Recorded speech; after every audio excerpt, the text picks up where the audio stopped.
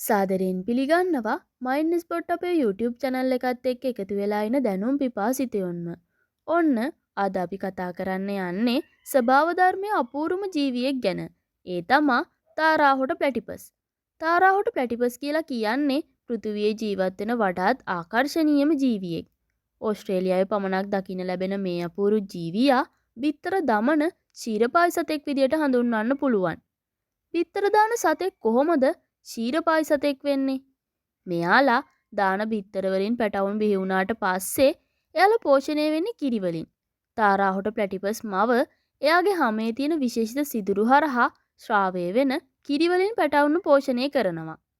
පිරිමි ප්ලැටිපස් සතුන්ගේ පසුපස පාදවල විෂ සහිත කටු පිහිටලා තියෙනවා. අභිජනන සමයේදී තමන්ගේ ප්‍රතිවාදීන්ට විෂෙන්නත් කරන්න එයාලා මේ කටුව භාවිතා කරනවා. ප්ලැටිපස්ලා විශිෂ්ට පිහිනුම්කරුවන් විදියටත් හඳුන්වන්න පුළුවන්. දඩයම් සඳහා මිරිදිය ගංගා ඇලදොලවල වැඩි කාලයක් මෙයාලා ගත කරනවා. මෙයාලා මූලිකවම ආහාර වශයෙන් කෘමීන් සහ පණුවන් වගේ ජීවීන්ම ආහාරයට ගන්නවා. මෙයාලාගේ හොට ඉතාමත් සංවේදී.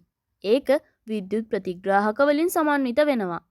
ටස්මේනියාව ඇතුළු නැගෙනහිර ඕස්ට්‍රේලියාව නිජබිම කරගෙන ජීවත් වෙන මෙයාලා ගංගා, වැව්, ඇලදොල වගේ මිරිදිය වාසස්ථානවල ඊවුරු දිගේ වලවල් හාරලා තමයි ජීවත් වෙන්නේ.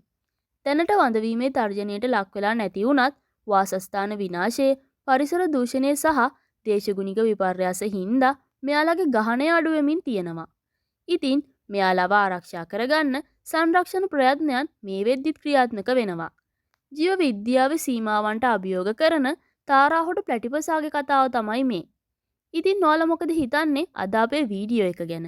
ඔයාලගේ අදහසත් අපිට කියන්න.